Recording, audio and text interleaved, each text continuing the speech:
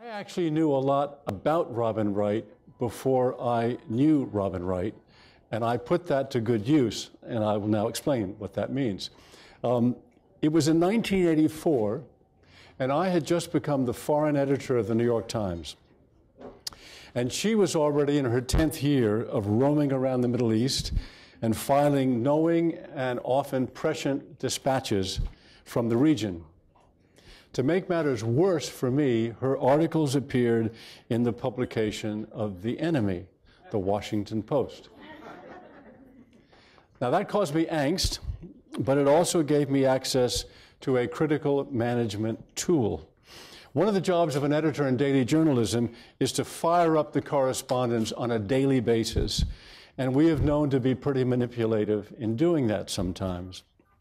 The war that occupied our attention at that point was the conflict in Lebanon, and it was what we call a very competitive story. It was also Robin Wright's beat. So I would fly out to Beirut and go with my correspondents to patrol the contested Green Line that divided the warring communities back then. And this was a way of showing solidarity with the correspondents that we really cared about the story back in New York. But nothing worked better in motivating them than to mention the latest Robin Wright exclusive story in the Washington Post.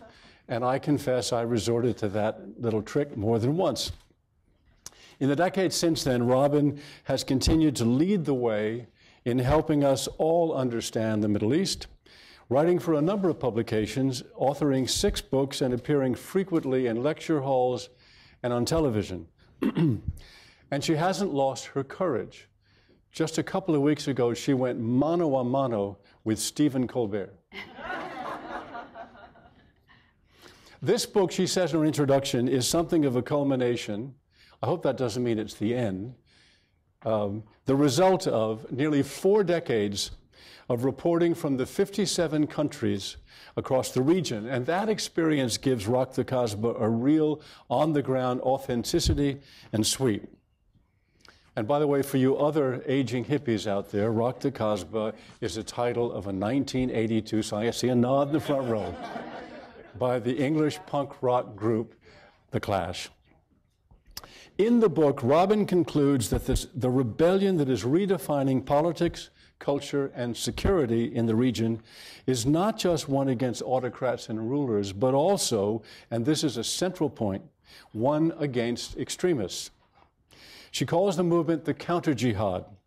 It's a soft revolution that is not a clash with other civilizations, but rather, quote, a struggle within the faith itself to rescue Islam's central values from a small but virulent minority. The new confrontation, she writes, is effectively a jihad against the jihad. As a foreign editor and as a foreign correspondent, I used to bang on about how you're not supposed to just cover a country, you're covering a culture. And Robin demonstrates the value of that point convincingly in her book to make her argument that the younger generation will show us that Islam can be compatible with modernity and democracy. She focuses not just on politicians and public figures, but also on local hip-hop artists, on poets and playwrights, feminists, human rights activists, television satellite sheikhs, comic book makers, and comedians. These portraits are a great strength of this book. I can tell you that Rock the Casbah is a rich reading experience, and the book is for sale at the door, and Robin will be here when we finish to sign books for you. As I think I've made clear, I am delighted to welcome to IPI my esteemed frenemy, Robin Wright.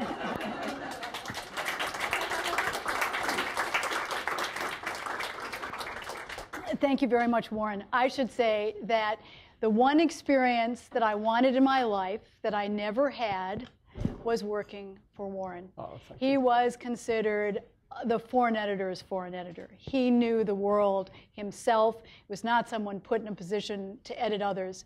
And as a correspondent and a foreign editor, he was one of a kind. My life has been almost perfect except for that. Warren suggested that I stand, but the reality is I'm 5'1", and I may have a better perch right here. So I'm going to stay here and talk. I first landed in the Middle East on October 6th, 1973, which was the day the Fourth Middle East War broke out. I was a young correspondent, heady, convinced that, I could do this. Looking back, I think, God, what was I thinking? But I've covered all 6 Middle East wars in the meantime, and 2 intifadas.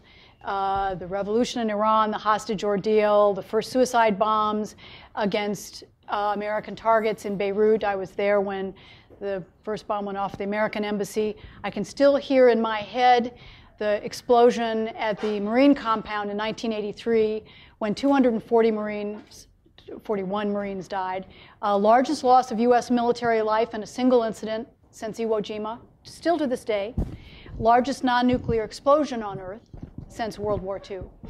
I also covered the Israeli invasion and the rise of Hezbollah and so forth. So I've had this really rich experience in the Middle East, and I feel very privileged to have. It's actually my 7th book, and my father wrote 27. I'll never make that far, but I think this is. I've been fortunate to see the entire narrative arc from the rise of extremism in Islam all the way to what I think today is an extraordinary turning point that is the beginning of the beginning. I'm not one to argue that it's all, light and hope from now on. But I think in the world's most volatile region, we are beginning to see something that is quite different. And that is, as Warren described it, the counter-jihad. And I use the term deliberately. I think it involves 3 different things.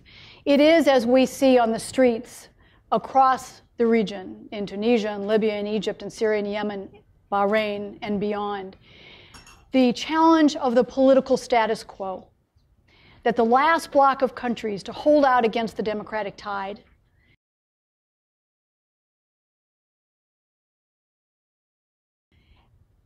is beginning to want to be part of what's happened elsewhere in the world with the demise of communism in Eastern Europe, the collapse of apartheid and minority rule in Africa, the end of military dictatorships in Latin America. So the first part of it is the challenge to the status quo. The second part is what's important to us in taking on the war on terrorism, extremism, whatever label you want to give it.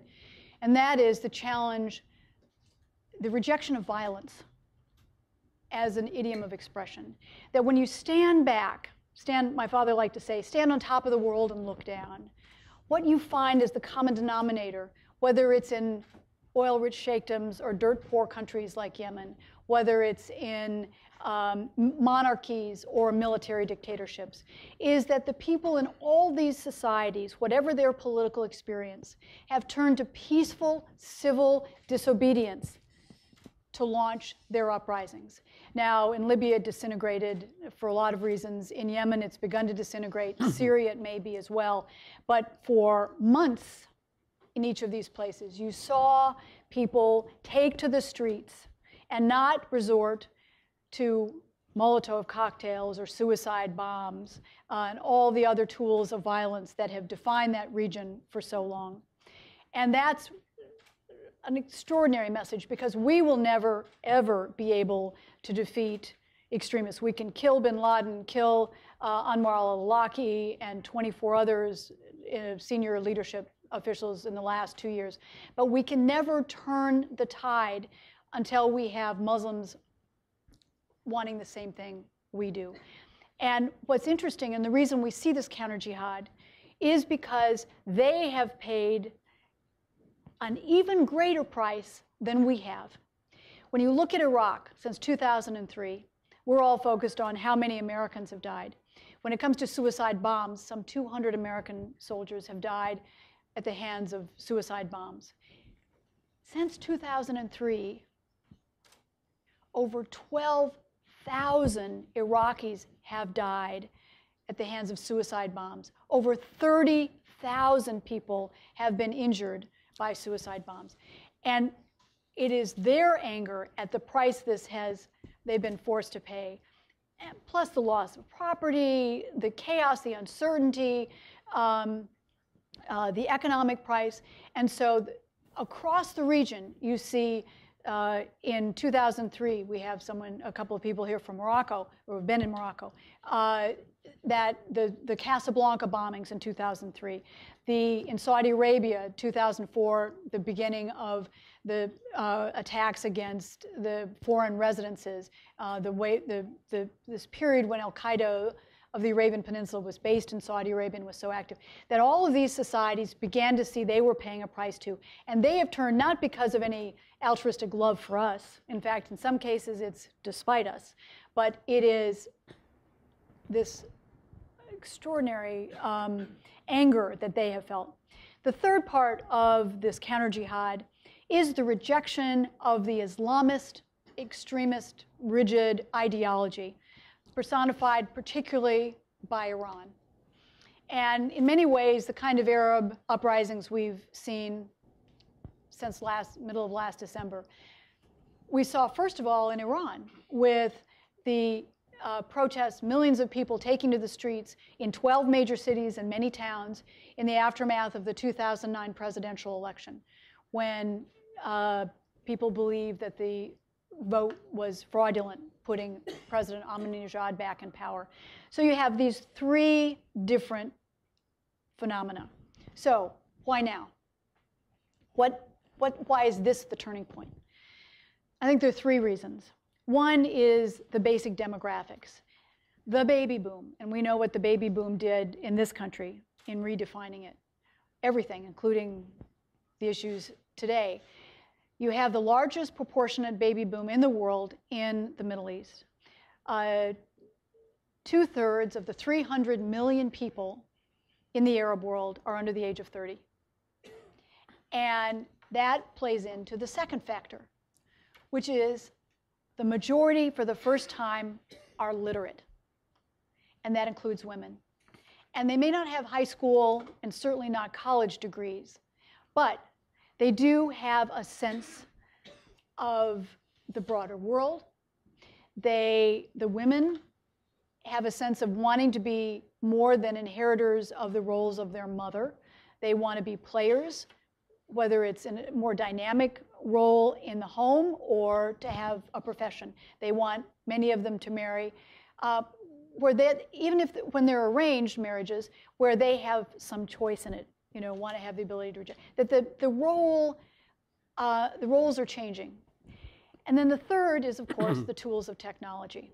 And this is not just Twitter and Facebook and so forth. We've seen a fundamental change since the mid-1990s when Al Jazeera emerged. You had one satellite channel which gave voice beyond state-controlled media, radio, television, the print media.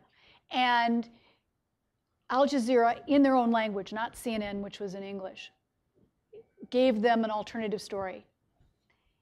The whole idea was not just the alternative story, but diversity, a different opinion. And so it was the principle of there's not just one truth, there are multiple truths.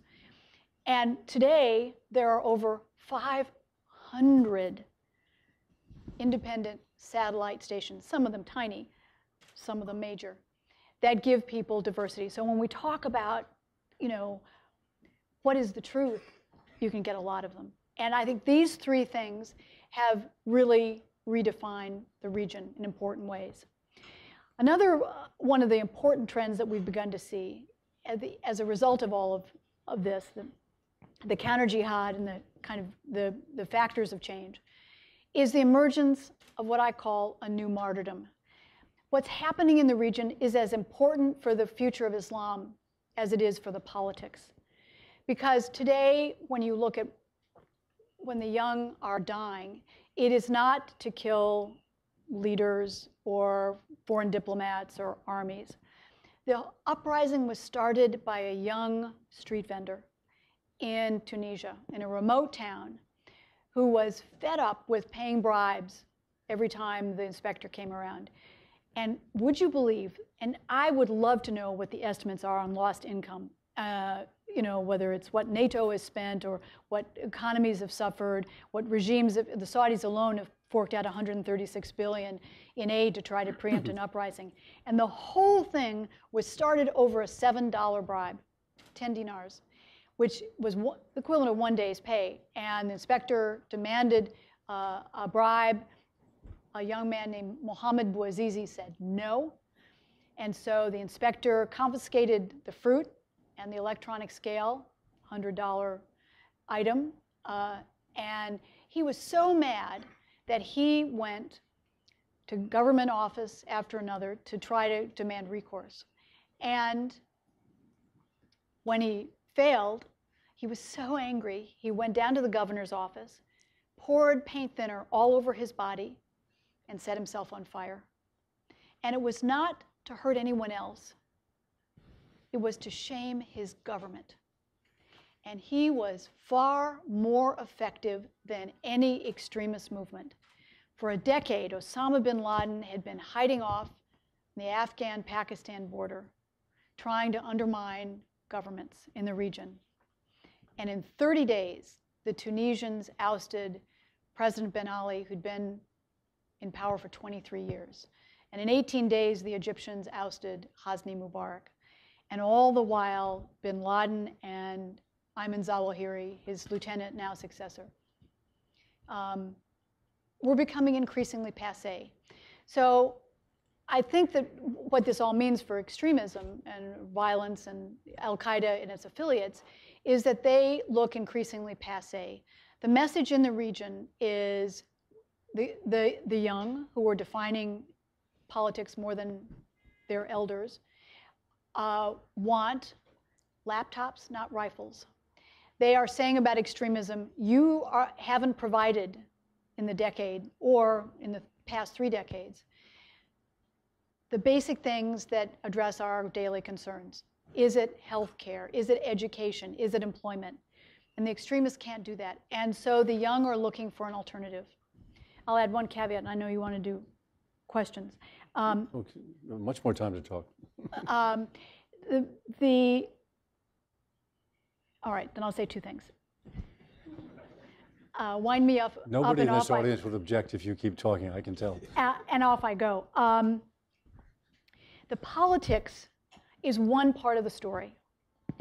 The other part of it is the culture of change. And I do almost half the book on that, because I think that shows you the depth, the scope, the longevity of what we're seeing. And it plays out, and Warren alluded to this, in hip hop. Rap is today the rhythm of resistance. And it plays the same role that hip hop did in the United States when it emerged in the South Bronx, rejecting gang violence, still angry, still with a message, but not wanting to do it through violence. And that's the message of the rappers in the region, whether it's taking on bin Laden and the extremists, whether it's taking on the autocrats. And the thing that's so fascinating in looking at the interconnection of politics and culture, let's go back to Tunisia, where a month before the young street vendor set himself on fire, a 21-year-old rapper who goes by the name El General posted a song on Facebook. Now, hip-hop was illegal in Tunisia. Couldn't be recorded, couldn't be performed on state-controlled media, no business would allow, would record these guys. So he put his song on Facebook. And the song was scathing, said things that no politician had said in 23 years against Ben Ali, and talked about how people were eating off garbage, that the regime had not provided basic things like education, that the police were in it for profit, not for principle, and that there were no constitutional guarantees that were being fulfilled. It was a bold, blunt, angry song. And he put it on Facebook, and 20% of Tunisians are on Facebook. I mean, there are lots of arguments about what role did social media play, but 20% in a society like that, and then it gets picked up and played for others. And this was a month before Bouazizi set himself on fire. After Bouazizi's self-immolation, the people who started marching from this remote town, and then it picked up steam and it moved across Tunisia until it hit the capital, sang El General's song. And then it was sung in Egypt, and then Bahrain. And so you see the way that the two interact. And it plays out in lots of other cultural aspects. One of my favorite examples, or the simplest example, is among playwrights. Who would have thought, playwrights would play a role in political change? There are a number of playwrights who have written pieces with jihad in the title, but a different kind of jihad. One of my favorites is by an Egyptian called Jihad Jones and the Kalashnikov Babes. And it's a parody about stereotypes of Muslims. Another of my favorites is one called, by an Indian Muslim called Till Jihad Do Us Part, a play on marital vows. And it's a romantic comedy. And it's about how the challenge to be a good partner, a good spouse. Again, both of them are trying to take the idea of jihad and put it back in its original context. And that is to be a good Muslim. That's what jihad literally means. And to reclaim it from the extremists. There's another documentary, again by an Indian Muslim, called Jihad for Love. And the documentarian went to 12 countries. And you can actually get this on Netflix, which is how I got it. And it records the lives of young Muslims who want to be observant, don't want to leave their faith, and yet are gay or lesbian. And the challenges they face in really difficult societies, Afghanistan, Iran, Saudi Arabia, Pakistan. And it's a very moving. But again, it's reclaiming the idea of jihad, whether it's your gender identity, your marital or family situation, your job, and it's redefining this, taking it back from the extremists. Another one of my chapters is, and I want to read you one tiny thing from my chapter on Muslim comedians. Who would have thought comedy would be a tool to reject extremism? And it is in wonderful ways. This is a joke. I don't tell jokes very well, so I have to read this one. And the bottom line is the counter-jihad literally can be quite funny. This is by an Iranian-born comedian. He gets up on stage and he says, one guy can really mess it up for the rest of us. Look at the Christmas Day bomber, the guy who tried to blow up the Northwest flight from Amsterdam to Detroit, this Abu Mustafa Bubu, or whatever his name is. This guy was crazy. Any man would back me up. After all, where was the bomb? Right, in his underwear. I mean, really, any normal man would surely question that assumption. So he switches to a Middle East accent, and he assumes the role of a normal hijacker in his final conversation with his terror masters. Excuse me, I have one last question for you. You say my reward in heaven is going to be 72 virgins. So do you think maybe we can put the bomb someplace else? I mean, I really think I'm going to need my penis. So, this is not the kind of thing we think of. So my final point. Before your final point, I'm going to play editor and ask you to do two more things. Yeah? Two more stories. Oh. The story, because your portraits are terrific and it's so persuasive. One of them is Hissa Hilla. Yes. That's a great story. Yes. And the other one is Dalia Zayeda. Dalia Zayeda. If you could just tell those two before you get to what you said, your final point. Yeah, you're well organized. You're a good editor. Dalia Zayeda is maybe my favorite character in the book because it tells you how long this trend has been coming. At the age of 8, she became an activist. And it was after her mother came to her and said, put on your best party dress. We're going for a special commemoration. And Dalia put on her dress. And she went off and was circumcised. And in Egypt, she's an Egyptian, over 80%, some say 90%, of women, both Christian and Muslim, are circumcised, female genital mutilation. And it's not a Muslim thing. It is, a kind of geographic phenomena, regional, more African than, or that part of Africa than the Middle East. And she was so angry about this, so traumatized, that she started within her own family arguing with her father and her uncles to make sure this didn't happen to her sister and cousins. And she failed time and time again until she came to the last cousin.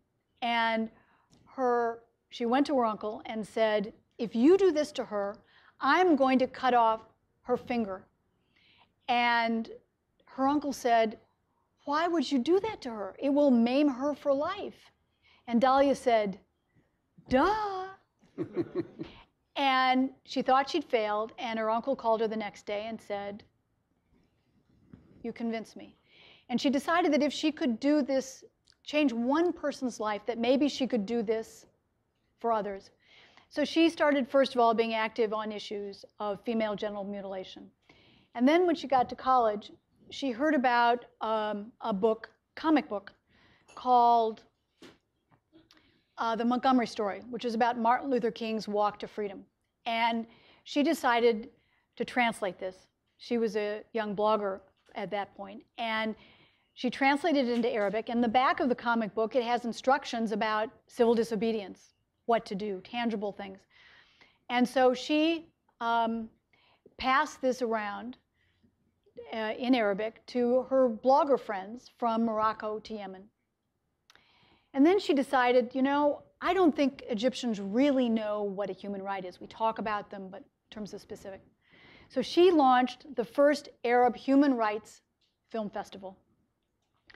And the government in Egypt tried to stop her time and again. And the censorship board initially said, no, you can't do this. So she went to the censorship board and waited for the director, rode up on the elevator with him, pleaded her case over and over and over, and he finally said, okay.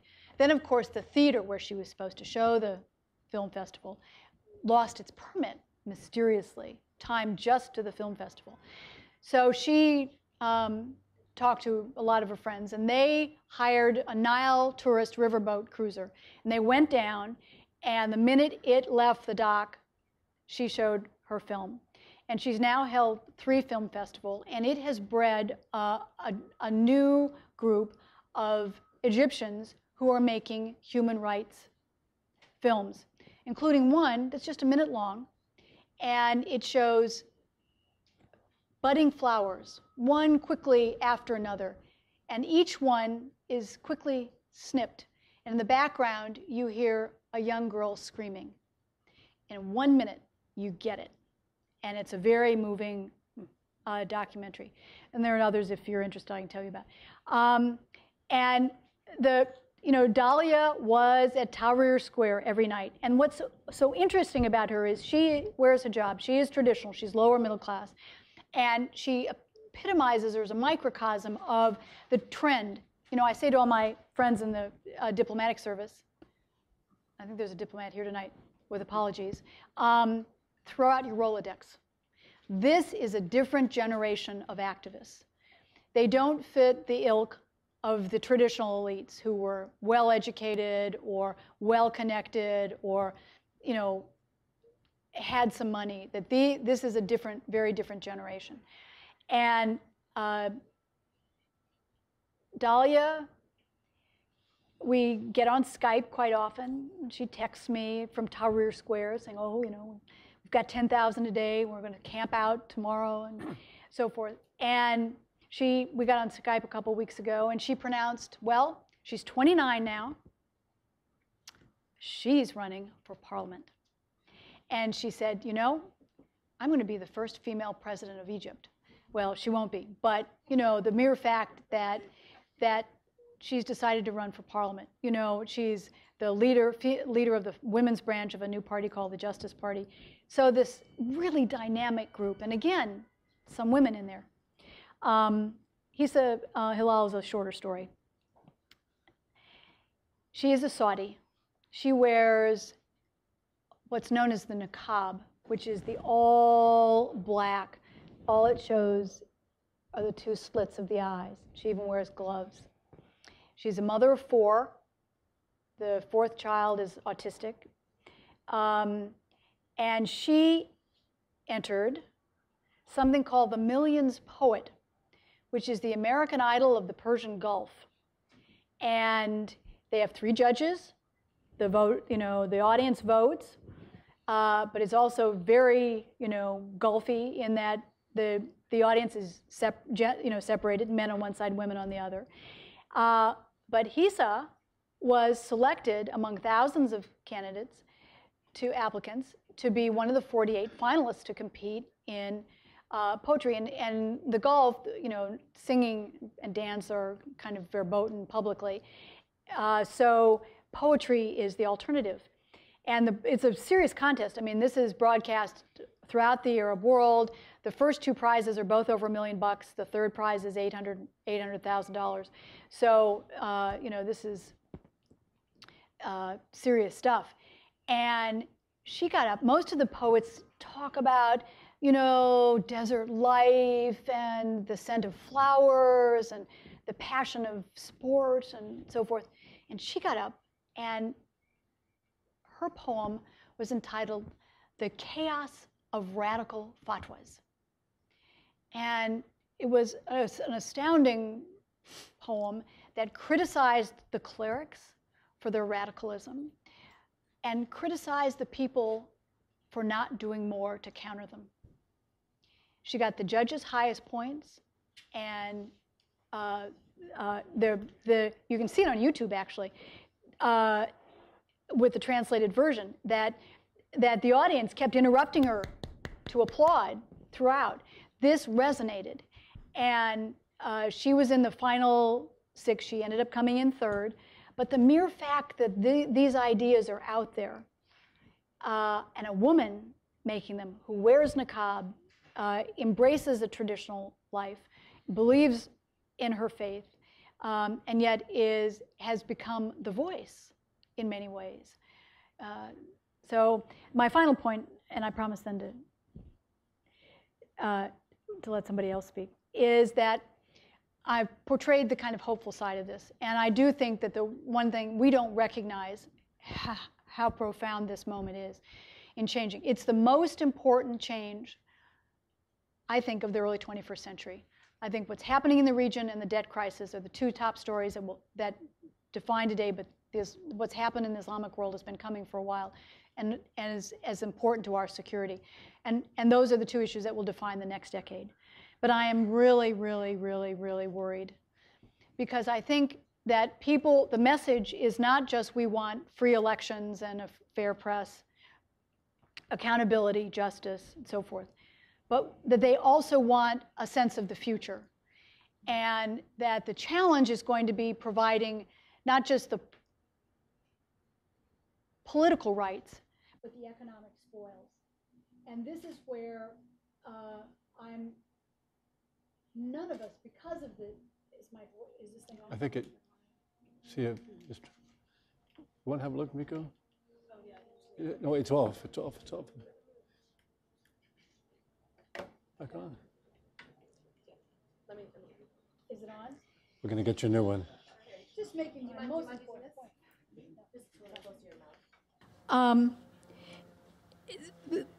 My concern is that, in part because of the debt crisis, that no one in the world is in a position really to help. There's a story today, and I've forgotten, excuse me, whether it was in the Times or the Post, about how the Times. Sorry, yeah. Of course. How foreign aid is going to take a huge hit, or a significant hit, as a result of our debt crisis. And we're already, of the 24 wealthiest countries, the most miserly when it comes proportionately to our aid to these countries. And we make the mistake of, when it comes to Egypt, which accounts for 1/4 of the Arab world's population, giving $1.3 billion to the military, which is not doing so well in giving anything to its people, and a couple hundred million to civil society groups, development, and so forth. And we're unwilling to even think about a little bit of change, to at least signify, particularly to the military, that we're not thrilled that they haven't lifted martial law or moved on some of their other political promises, because we're going to look like we're on the wrong side of history increasingly, besides the fact that it's really the civil society groups and the New Democrats that need help.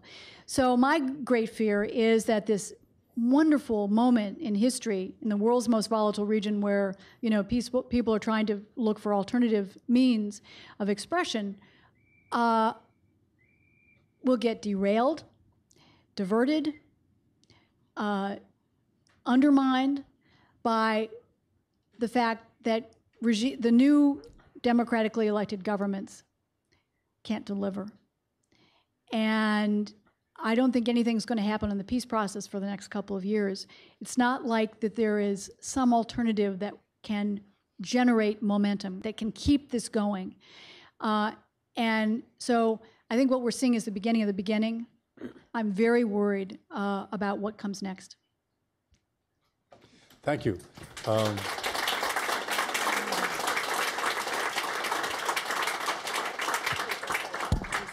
I'm still stuck on that line. Rap is the rhythm of resistance. That has a good line to it. Yeah. I can set that to music. Yeah. Robin, you have gotten almost uniformly wonderful reviews for this book, as it deserves. All reviewers have to say but, okay? And the but in several serious reviewers who find the book has enormous worth, particularly the portraits that you've been demonstrating tonight, have wondered if you're a little credulous. Basically what they've said is, one of them said, you don't give enough space to movements like Hamas, Hezbollah, Muqtada al-Sadr in Iraq, who, unlike al-Qaeda, do have social programs. And so they do have a movement, a formula to put forward which might attract followers. You must have thought about these critiques. What is your response to that? I love this story because the reviewer, I wrote him a letter and I said, I always appreciate hearing what any reviewer has to say. But the fact is, in my last book, I went to see the head of Hezbollah, the heads of Hamas in both Gaza and Damascus, all the top leadership of the Muslim Brotherhood, and several of the senior clerics in Iran. I already wrote that book, and I sent him a copy. So, look, but it makes me address an issue of what comes next.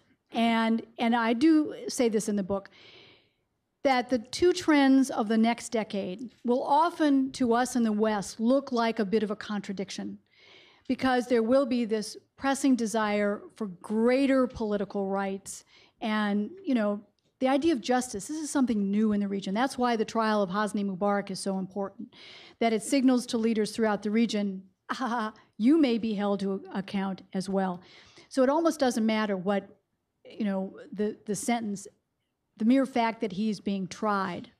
He's behind the same cage he put thousands and thousands of people with his sons and others. But the other half of the trend is that the next decade will often look more Islamic. But it's a different kind of Islam than what we've seen before. Today, Islam is a means to an end, not the end goal in itself. No majority wants to replicate Iran, wants an Islamic republic.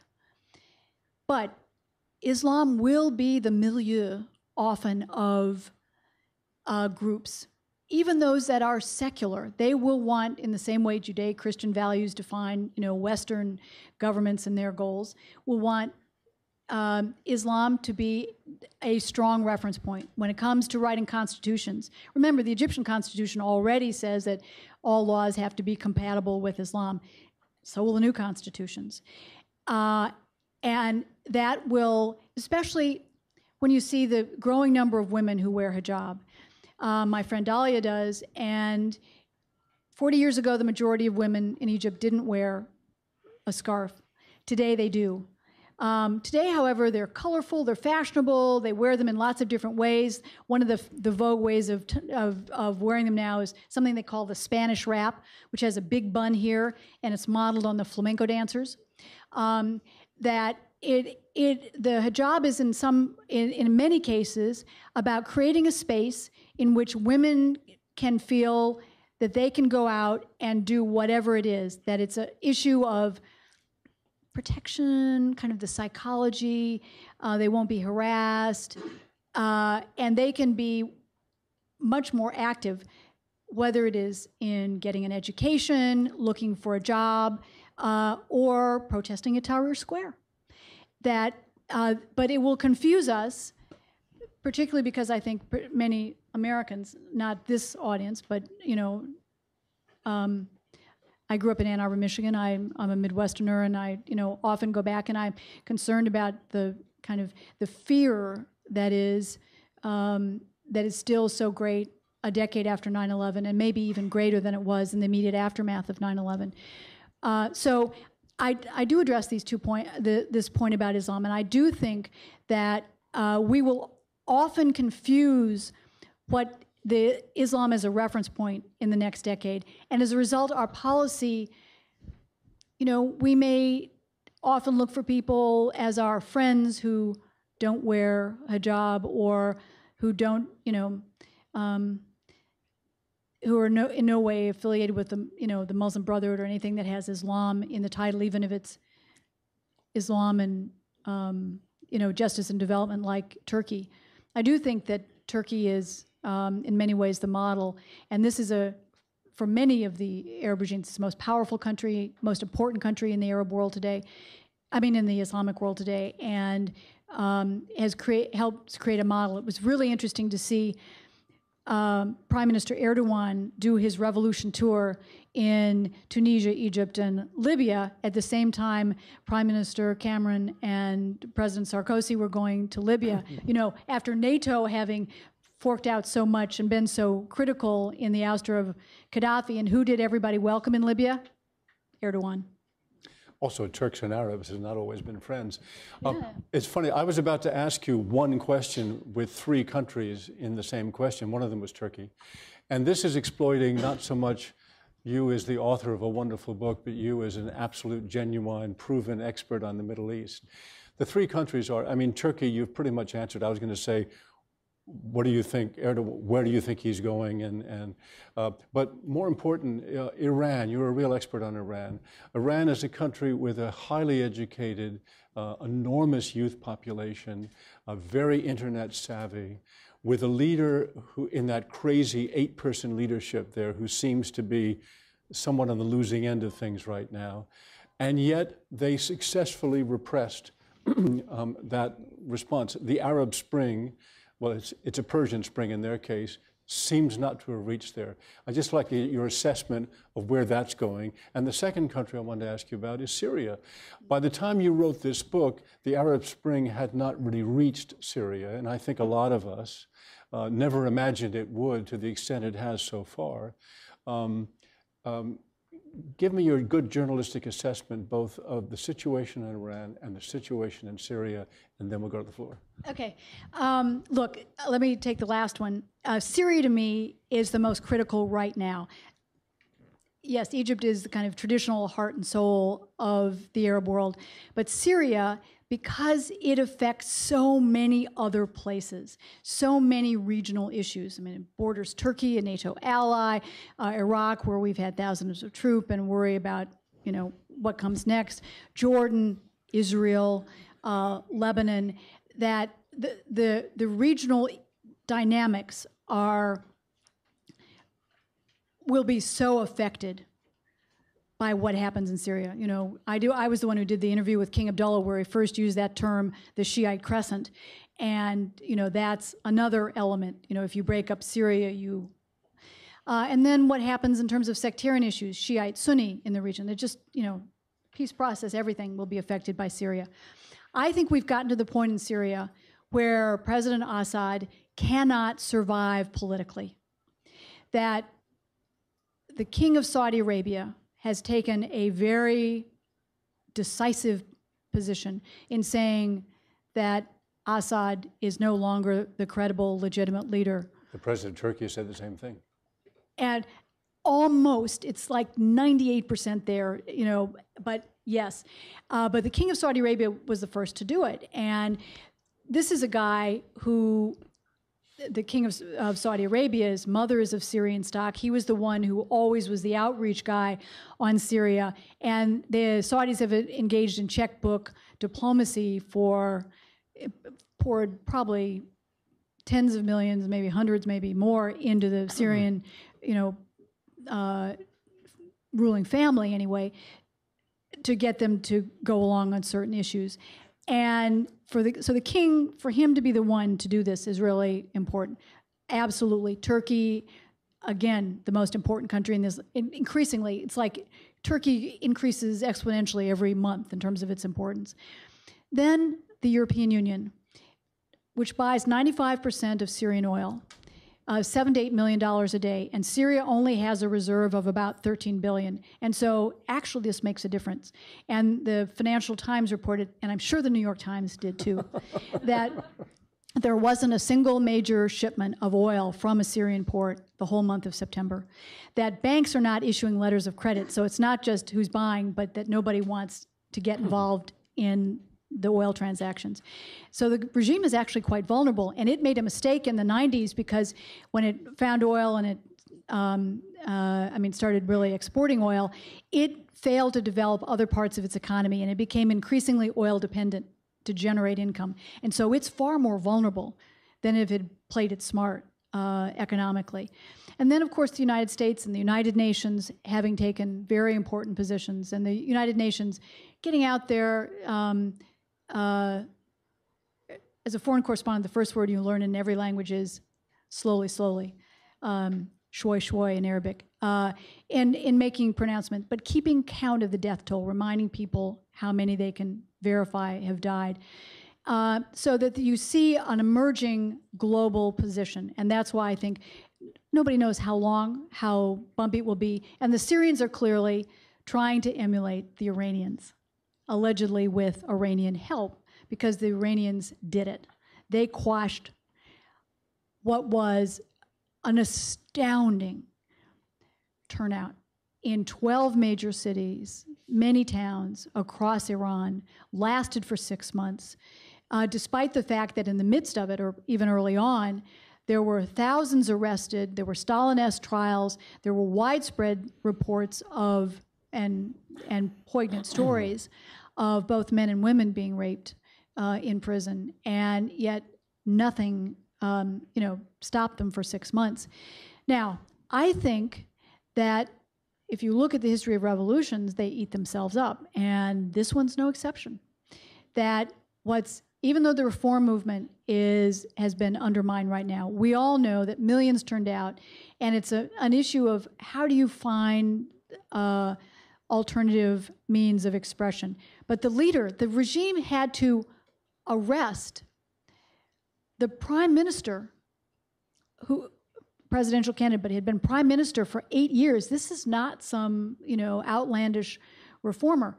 And the former speaker of parliament for 4 years, that it's eating its own. And that now the supreme leader, who put his own reputation on the line for the first time in backing President Ahmadinejad's re-election, put the reputation of the Islamic Republic, the whole system of rule, on the line in supporting President Ahmadinejad. And the two men are going at each other. I mean, there have been even reports or speculation about could Ahmadinejad actually stay in power through his presidential term. And the regime, the supreme leader and his folks are trying to discredit all those in the inner circle and charging them with things like sorcery. This is really bizarre. And these are conservatives and hardliners going after each other. So, we don't have a lot of patience. And, we glibly think, oh, well, if they got rid of Hosni Mubarak in 18 days, it's just not going to happen that quickly in a lot of other places. And there will be phases, and it'll be a roller coaster, and we'll wonder. But this is where I often worry about what actions the outside world takes on Iran. because it'll destroy itself. In Farsi, slowly, slowly is yavash, yavash. And we just don't have the patience. It will happen. I'm going to break a promise of going to the floor, because last week I went down the road where Robin was speaking, and I asked her a question, and it got such an interesting answer that I want to rehearse it again. It was about Saudi Arabia. This was the day after King Abdullah had said that women in 2015 could participate in elections. Of course, they still won't be able to drive to the voting booth, but but I asked Robin. I said, "What do you? The Saudis have, with extraordinary amounts of money, to some extent, bought off the potential rage of their young people." And you came back with a formula that was really intriguing, linked to the what the falling oil price would mean to the Saudi ability to keep doing that. Could you just do that? Yeah, there's two factoids, actually. One, in terms of the political dynamics, and they're really interesting numbers. And the first set of numbers is the average age in Saudi Arabia is 25. The average age of a cabinet minister in Saudi Arabia is 65. The king is 87, his heir apparent is 83, and he's not well, to put it mildly, and the third in line is 78. We're not talking about a generation gap. We're talking about 3 generations. And this is where the regime is responding, whether it's the women's vote, or the injection of $136 billion this year to buy out its people. So there may not be a Tahrir Square moment or even a Tahrir Square in Saudi Arabia, but it's under the same pressures. And the problem for us is that we're supporting the Saudis. The Saudis are supporting Salafis in the region, these new kind of groups that make the Muslim Brotherhood look moderate. And the Salafis want a system of rule that, is kind of hardline and this anti-American. What's wrong with this picture? Now, the more interesting statistic is who's paying for this. Saudi Arabia a decade ago could break even when the price of oil was $23. Last year, they could break even, no profit, but break even, when the price of oil was $68. This year, because of the injection of all this money in job creation, debt forgiveness, home loans, sport and literary clubs for the young, and so forth, in a population of, they don't like to say, but 25 million people or less, they were actually Saudis, and $136 billion, that the price of oil to break even is $86. If this continues without any big injections, in 4 years, the price of oil to break even, no profit, will have to be $110 a barrel. And who's going to be paying that? We are. So, this is where we think it's over there, it's over there. But Saudi Arabia and what it does, really important to us. And when it comes to U.S. policy, one of the core issues is that we are willing to say to a certain number of countries, across North Africa, into the Levant with Syria, and dirt poor Yemen, yeah, we want democracy. And it gets to the Gulf countries, and we're not, we turn the other way when Saudi Arabia sends 1,000 troops to Bahrain to put down a democratic uprising. And we commend the king for giving a vote to women for councils that are half elected, half appointed, so there's no majority who could ever challenge an absolute monarch in 4 years, something he promised to do at the last election and didn't. And he's 87, and the prospects of him being around in 4 years are pretty limited. So we actually need to care a lot more about what happens in Saudi Arabia. Good. I'd love to take some questions. If you just raise your hand, I'll call on you. Here in the front row. First in the front row and the second row, and then we'll go. Actually, we'll take the 2 questions back to back, okay? Would you speak first? Would you wait for the microphone? And let me tell you one thing. Yeah, but the other thing I want to tell you is we are now streaming. Right now, this is being streamed live. Okay. So Hold that steady. Don't gesticulate with that hand. No pressure, Warren. No pressure. No pressure. No pressure at all. No pressure at all. And hold it close to your mouth. And please introduce yourself. Okay. Ken Johnson, Demconia, an international development firm focused on sub-Saharan Africa. First of all, I'd like to thank you very much for sharing your perspective on the Arab Spring. My question is more general. Do you see a schism between, say, the Counter-Jihad in North Africa vis-a-vis sub-Saharan Africa? I say that in terms of the bombings in Nigeria. Most recently, the United Nations headquarters was bombed in Abuja. Just today, we see a bombing in Mogadishu. So my question is that maybe just a random event, or do you see a schism between the counter-jihad in the north versus sub-Saharan Africa? Hold that question, and we'll go to the woman right behind, and we'll take both questions at once. Thank you. Hi, I'm Carol Robbins with J Street.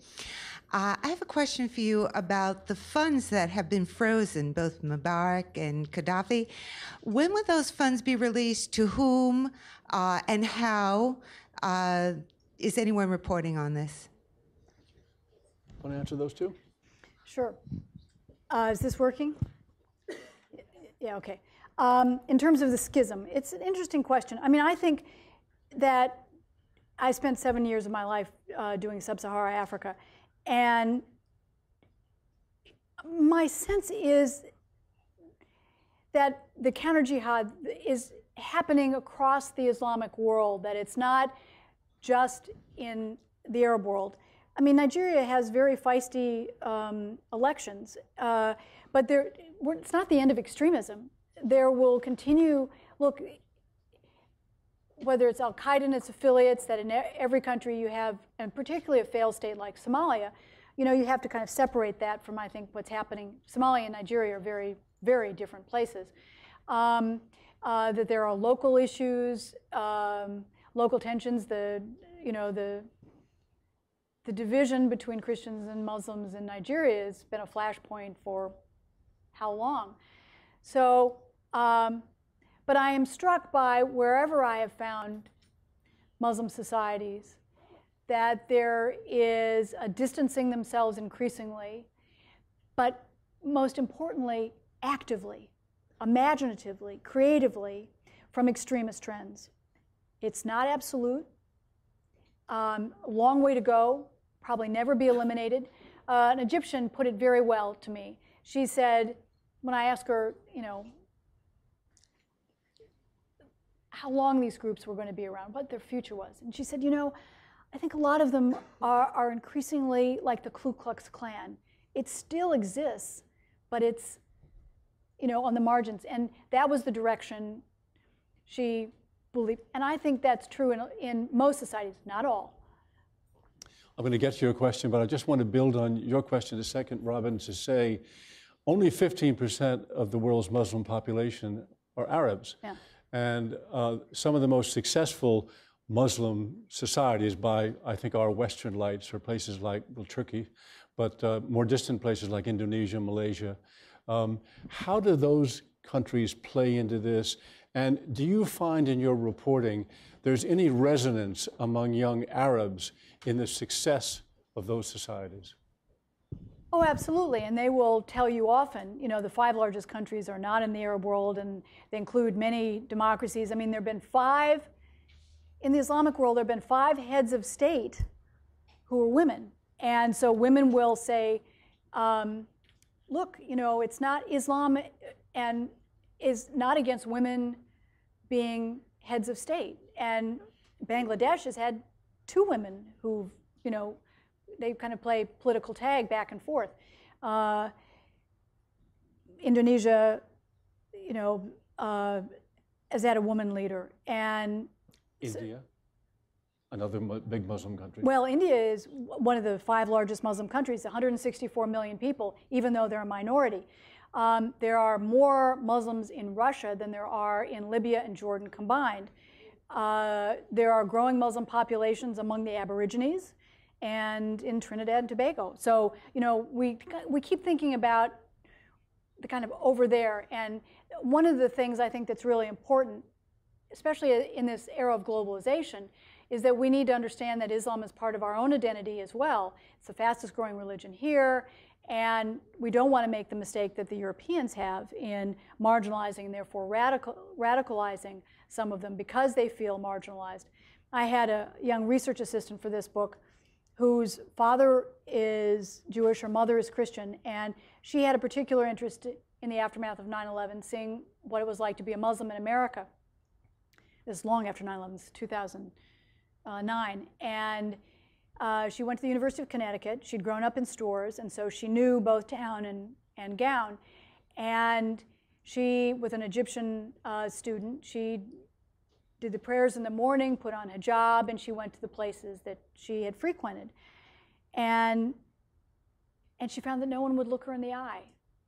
And she wrote a really beautiful piece, or moving piece, about this experience. And it was a little bit like, for my generation, Black Like Me, where a white man dyed his skin and went around to see what it was like living as a black. And she found that the only place that she was welcome at was at the end of the day when she went to a mosque where no one knew her. But she was embraced, and it's kind of a diversion from the question, but it's about the common experience, and this is where that the challenge for us is very much in our own individual dealing with this trend. Now, someone asked me about Mubarak and Libya.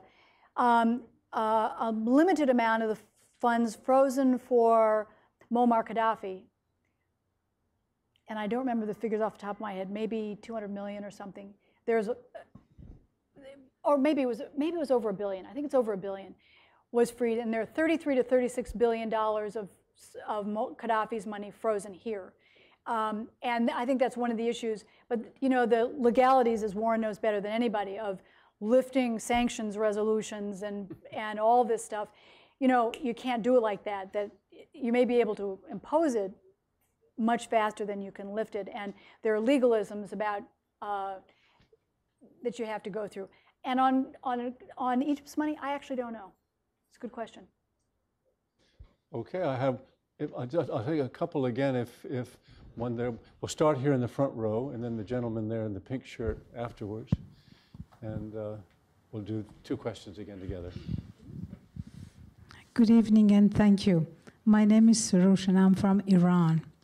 And I just, a few months ago, I was in Iran. I have many questions that I wish I could ask you. Would you tell us what do you think was the reason of the failure of uprising against the election fraud?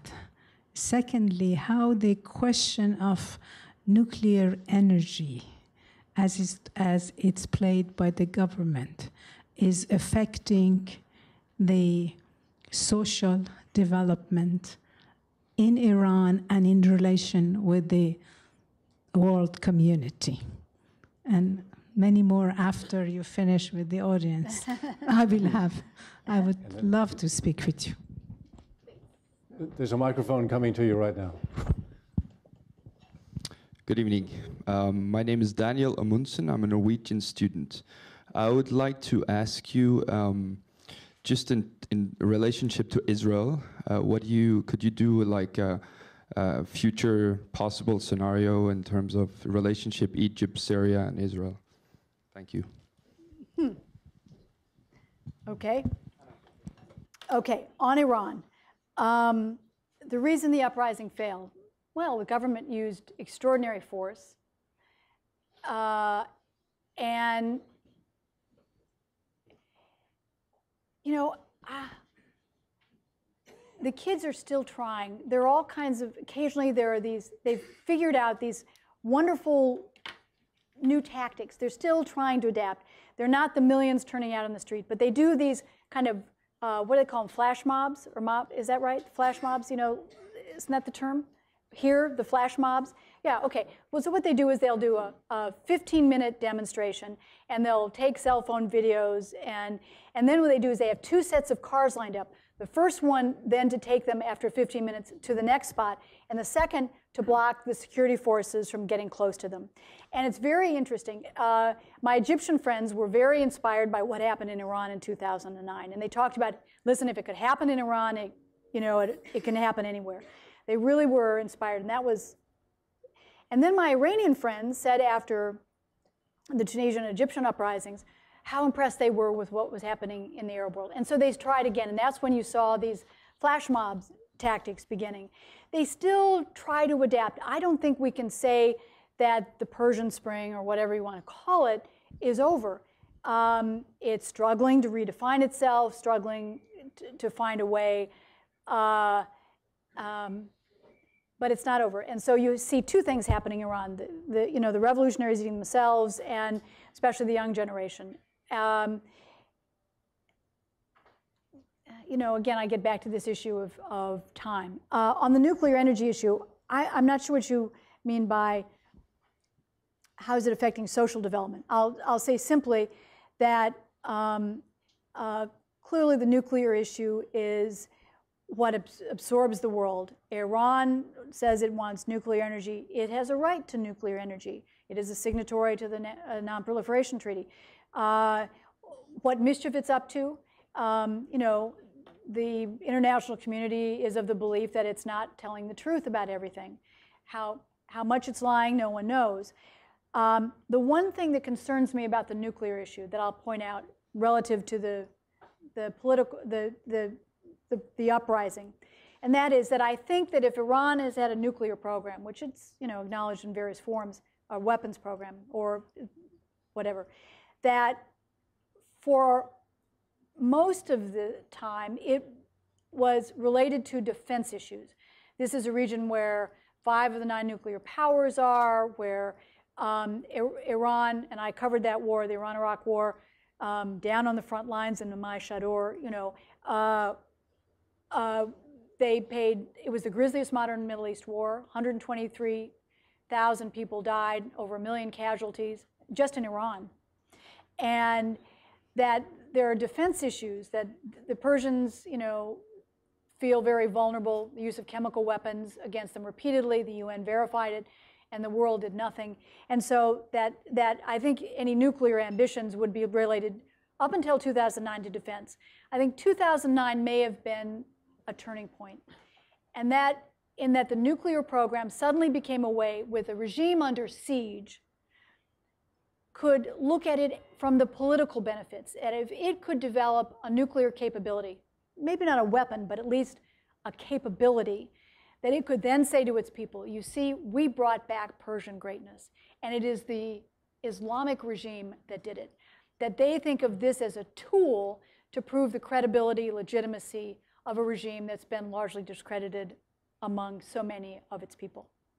We're almost out of time. Happily, our Norwegian friend asked you a question, which I'm sure you can ask sorry about Israel. Very successly, which is the situation of Israel, Palestine, and Syria. A couple of sentences, we're out of here. Look, my concern about Israel generally is that I think, in the same way the U.S. was slow off the mark, and is still, has made some important concessions, but hasn't done enough, still kind of judged as a hypocritical in its application of democratic principles, that Israel hasn't figured out a way yet to deal with these emerging democratic systems. And they're not democratic yet, but trying to be. Syria is one that I think the Israelis have really struggled with. What might be the alternatives? That Assad suddenly looks a little bit more appealing, because at least you knew who you were dealing with. You knew what the parameters of a deal might be.